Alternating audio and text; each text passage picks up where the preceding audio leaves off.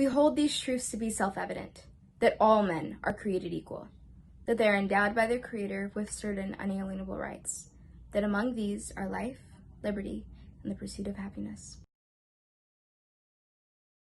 Thank you guys so much for joining us on another episode of We the Voices of Gen Z. I'm so incredibly excited for today's panel discussion. Joining us, we have the amazing Jonathan Davis, who is best known for his role as Pope in the Netflix series Outer Banks. Thank you for joining us, Jonathan. Next, we also have the incredible MARQUIS Rodriguez, who is best known for his role as Raymond Santana in the limited series on Netflix called When They See Us. We also got my bro, JAHI Winston, joining us today, who's best known for his roles in Queen and Slim, The New Edition Story, and Everything Sucks. We also got my other bro, NILES FITCH, who is an actor best known for his role as Randall in This Is Us. We also have FLYNN, who's best known for his roles in The Bold and the Beautiful and How to Get Away with Murder. And then last but not least, we have the phenomenal Matthew Cherry, who is an Academy Award-winning filmmaker who's best known for creating and producing Hair Love. Thank y'all so much for joining today's conversation. I'm excited to get into it. Honestly, I love to start off these conversations by asking everyone just how you're doing. The past few months have been incredibly overwhelming. There's been so much happening between the pandemic, the Black Lives Matter movement, and all y'all have been, at the front lines, using your platforms, your voices, your influence to push out the message that Black Lives Matter. So I just kind of want to tap in and check up on y'all. How are you doing? I'm doing really, really well right now. I think there has been I felt this urge recently to lean into the levity of the movement right now, right? So there's this sort of almost a renaissance of Black art, beautiful works of Black art, and I've gotten to participate in the creation of some of it, and it's sort of taking on a new form right now because no one really knows what it is going to look like moving forward and what being a part of anything is going to look like moving forward. So I've done Zoom readings of plays and even auditions that way and meeting with like-minded creatives and things like that, like this right now. So I've just sort of been trying to lean into the sort of beauty of this being a part of the moment right now, which is that this sort of virtual renaissance that's happening that we all get to be a part of constantly.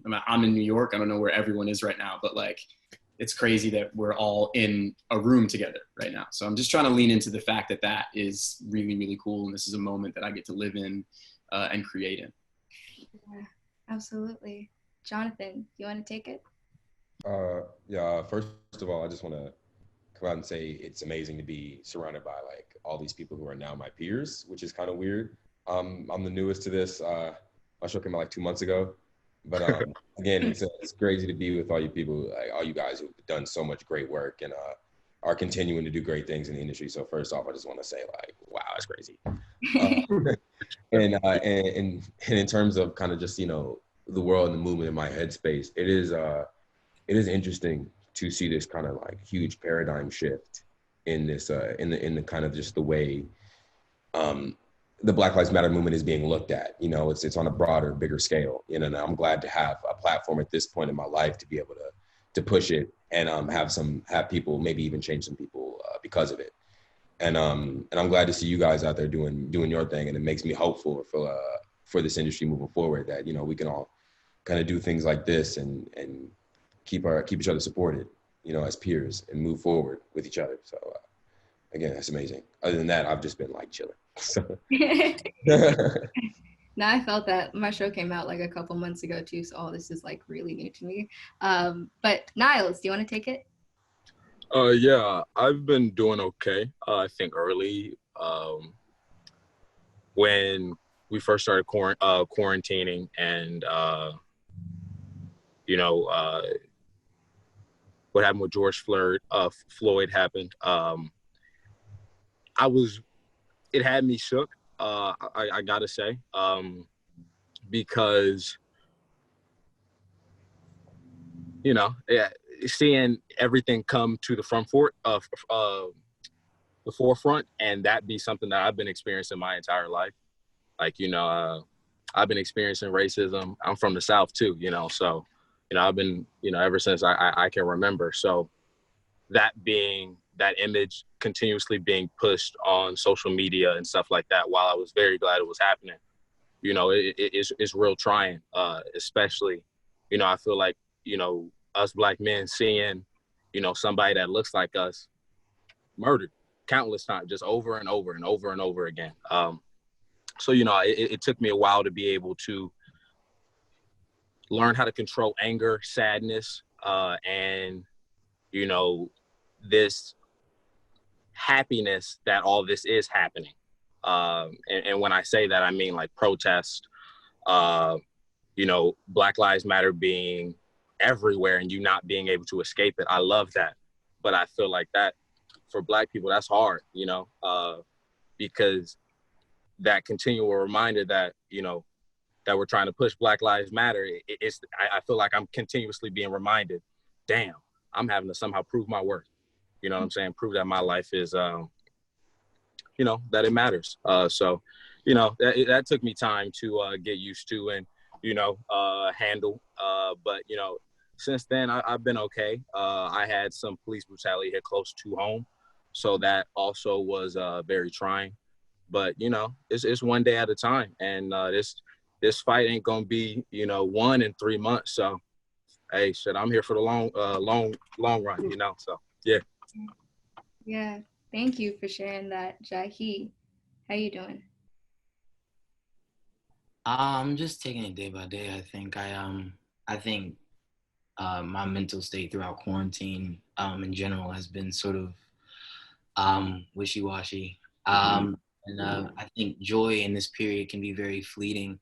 It's hard to sort of grab it and hold on to it and for as long as you can. So I just try to enjoy the moments of peace and the moments of mental and internal wholeness as much as I can before I see something else that sort of pisses me off, or the president tweets something stupid again that sort of messes up my my mental state, which is bad. I shouldn't let him do that. But I've been taking it day by day. I'm just sort of trying to be patient with myself and realize that it's okay not to be okay, especially during this period. And Breonna Taylor's killers still haven't been arrested.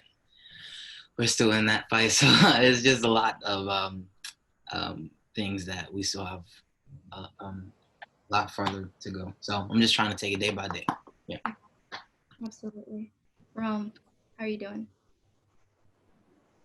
I had it on mute because I wanted to make sure I didn't interrupt y'all, but I'm doing well. I think the combination of the quarantine and also the two pandemics that we're going through as Black men in America, Black women in America, and also COVID-19. I think a combination of all of that just kind of came at once to the forefront, and I went from being really busy to not being busy at all, and a lot of time on my hands. And I really wanted to sit back and think about where the substance of what my happiness was from. And I think that me personally, I get caught up in things that I'm doing, and those things tend to make me happy. And then I recognize when those things were gone that I wasn't as happy. So I think this has just been kind of like a moment of reflection for me. And also using my platform, using my voice, and speaking out and condemning these things. I think we're at a time right now where you got to pick a side, or the side will be picked for you. That's just how I feel. Yeah. And that goes from my constituents, peers, whoever, and the silence is deafening, So for me, it was an easy decision to make, to come out and go protest and step in front and say, this is how I'm feeling, and being a part of the movement, because I think that we're at a point where new things aren't happening, but things are just a lot more visible, So, stuff that, with George Floyd and I mean, countless other situations like that, and being in those situations myself, seeing it play out, I think it just kind of put a lot of things in perspective for a lot of other people who don't experience it.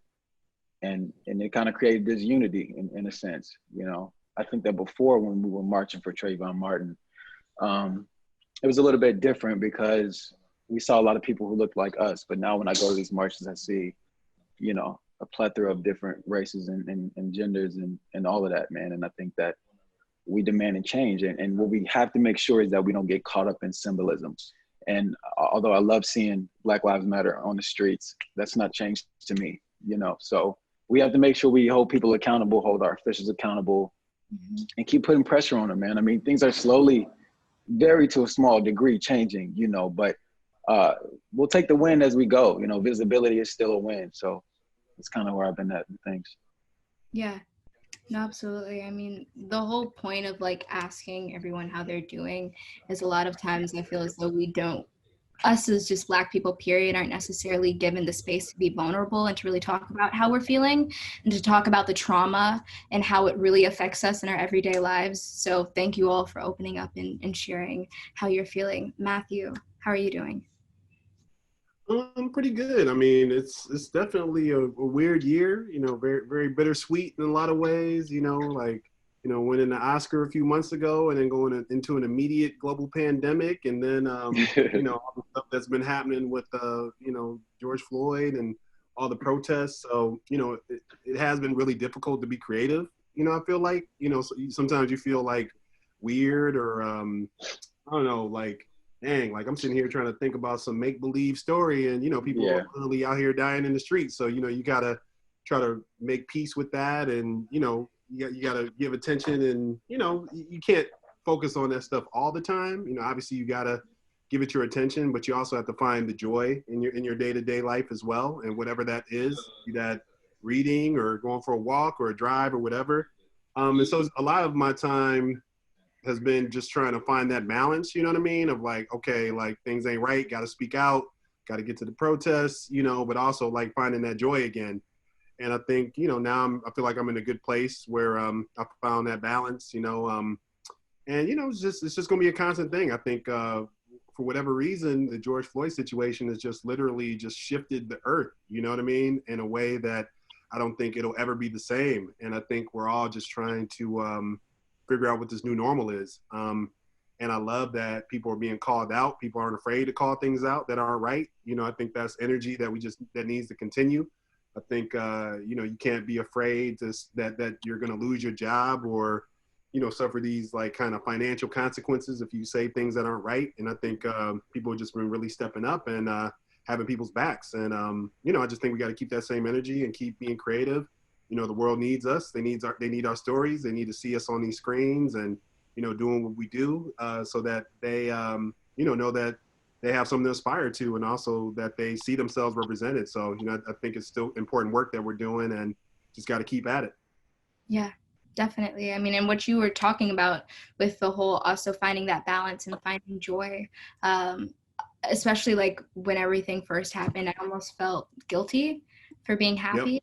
I felt guilty for even kind of like celebrating my wins and my successes because, you know, there was so much happening within, you know, our own community and just the world's period. And so actually, Niles, I don't necessarily know if you remember, but last year, like after my 16th birthday party, you were driving me and another friend of mine home. And I just vividly remember my mom like giving us a talk and just kind of like explaining to us, you know, she was reminding us that we were Black teens at the end of the day, regardless of what show we were on. You know, they weren't going to see Randall. At the time I was on Family Reunion, so they weren't going to see Ava from Family Reunion. They were going to see 3 Black teens in a nice car, you know, driving home past midnight. And so for me, like, even going to IHOP, like, they were still telling us, like, you know, don't get too turned, don't bring any attention to ourselves because it was late. And we were in the IHOP all nervous when people were making too much noise.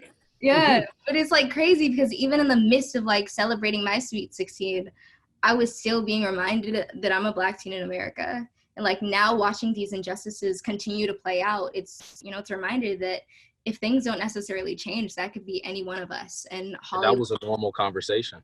You know, that's a normal conversation that your mom having. You're like, oh, you know, you got to come out and talk to my mom. And I'm like, oh, all right. You know, I'm so used to having that conversation. And that's not something that I should be used to. You know what I'm saying? And I, you know, it sucks that that's a conversation that has to happen. And it sucks that that was a conversation that, you know, my pops was giving me at a young age, you know, probably like 5, telling me about race and telling me about how when I go out, you know, I have to move different, you know? So, you know, it's you know, it's not right. Yeah, no, and the crazy thing is, like, no matter, even we've seen it with like Megan Thee Stallion, like no matter how, you know, high of your status, how like famous you are, you know, no matter what show you're on or how many hits you have, like Hollywood doesn't exempt us from the Black experience. We're still Black at the end of the day. Yep. But on the other side, Hollywood has been listening. There have been, you know, various public statements from production companies, talent agencies, studios in union, and even actors, you know, coming out and telling their stories. And actually, very recently, Kendrick Sampson had penned a letter that over 300 Black artists and execs signed, calling for Hollywood to divest from the police. And so, you know, we've known this, but, you know, now we're collectively amplifying our intersection of being Black, being artists, how we self-identify, and the common sentiment that our lives matter regardless. And so not only do we want them to matter, but we also want a tangible manifestation of what mattering looks and feels like. So like I said earlier, I had this conversation with some amazing Black sisters from our industry. My heart was so full, not only because of like the transparency and sharing their experiences, but also hearing how they've gracefully navigated this industry. And then actually in our first We the Voices of Gen Z talk, JAHI Future Khan said something that really struck me. They said, cultural presence does not equal systemic power. And so for me, like that really hit different in the light of our heightened awareness of the Black experience in America. Because, you know, for us in Hollywood, I think that, you know, some of that power comes in terms of equity and equality, having a seat at the executive tables and producer, or even at the helm of networks. And power comes in the form of educating our Hollywood partners on the stories that we tell and the characters that we get the privilege to basically play. And so you all have had, you know, incredible opportunities to play some really phenomenal characters and even create phenomenal content. So Niles, you are Disney's first Black live action prince. And then on top of that, you also play Randall in This Is Us. And Randall is just such a complex character with so many different layers. And it's very rare that we get to see like a fully realized Black, or just fully realized Black male characters, period, who have the space to be vulnerable and who also struggles with mental health.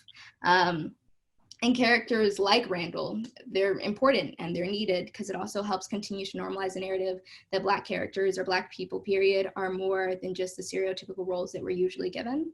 MARQUIS, you played Raymond Santana in When They See Us, and it tells the incredible story of the Exonerated Five, which was a story that I think we all definitely needed to see. It moved us and it taught us a lot just about how, I mean, we've known systematic racism has lived within this country for decades since the beginning of time, but like seeing it in motion like that really, in my opinion, it really opened my eyes to what this country actually is.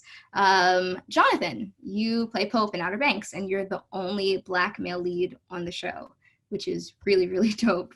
In Rome, you are in How to Get Away with Murder with the incredible Viola Davis.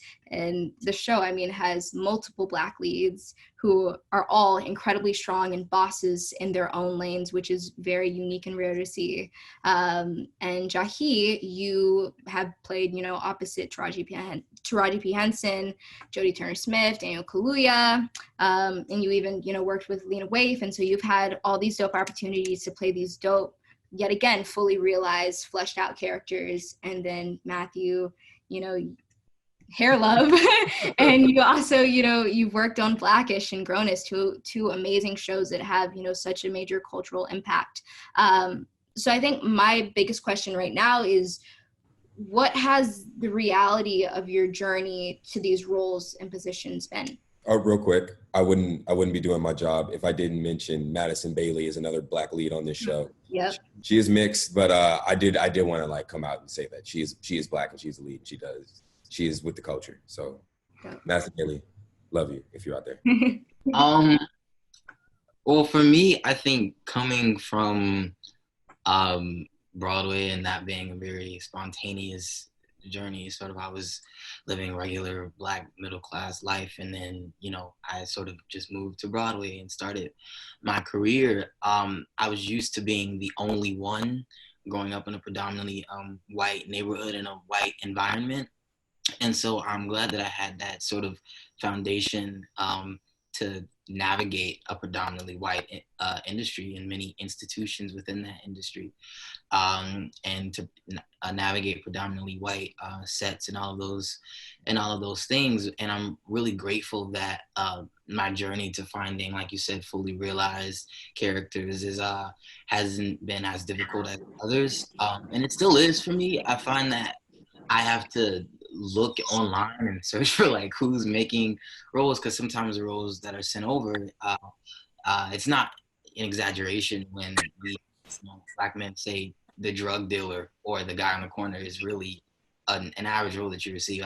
I've lost count of how many roles to be the drug dealer or the wise cracking little brother who's also a drug dealer in a role. But I'm really grateful that my journey to sort of adding the layer of humanity and having that opportunity to implement activism through art and to dismantle those ideologies of what the Black man is in America, specifically the young Black man, who is often vilified before the age of 18, before he even has the opportunity to become a man. And so to have part in placing those images on screen and being a part of that has really been really cathartic for me as a young man of color in a white country. So yeah, so that's sort of been my journey. Talking about Lion King earlier, right? Like that for me it wasn't the very first, thing that I ever did professionally as an actor, but it was really early in my career. And I think as formative experiences go, that was invaluable to me as a young Black actor, right? So every single night, 8 nights a week for nearly 2 years, I was watching Black performers, people that looked like me, do remarkable things every night with their bodies and their voices and their pure, like undeniable talent. So it did wonders for me and my ability to believe in myself as a young Black actor to see that happening every single night. And it wasn't for years that I realized that there were so many Black actors and actors of color that did not have that experience as their first. There were so many sets that I was on that I was the only person that looked like me, that I was the only person that had the lived experience of being a person of color in this country.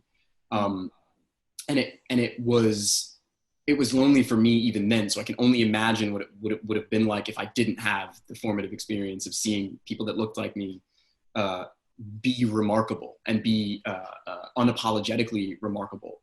And I think that is why I continue to do what I do, because if I can be that person for anyone, then I've done my job, and I've created what I was meant to create and uplifted who I was meant to uplift. That's like my only goal. If I can think of one, it's that like I need to be on these sets, I need to be in these spaces, I need to be in these rooms, because I need young me to know that it's possible. So in any environment I'm in any space I'm taking up, I'm taking it up actively. I'm being as big and as loud as I can be, in the right direction, of course, but as big and as loud as I can be, because I deserve that. I deserve that space because I worked to get there. And I want kids that look like me to work to get there and to know that their work is valued and that it cannot come from anywhere else but them, because they have the lived experience of it.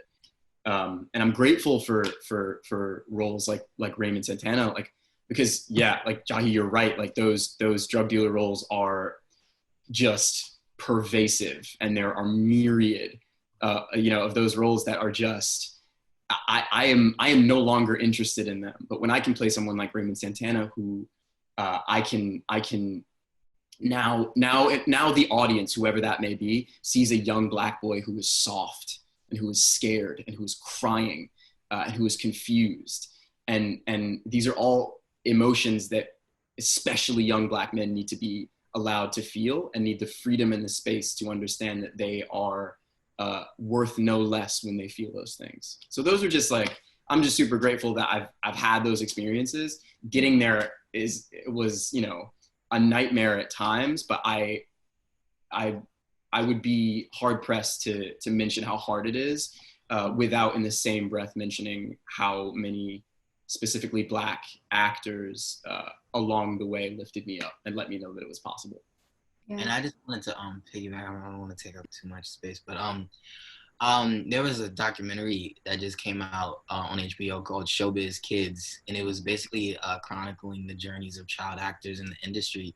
And one of the things that I found so interesting was in that documentary, they were talking about the journey of a lot of these child actors, but one of the things that they obviously didn't cover was the journey of young Black child actors, because there is a difference. You know, there's an amplification of all of those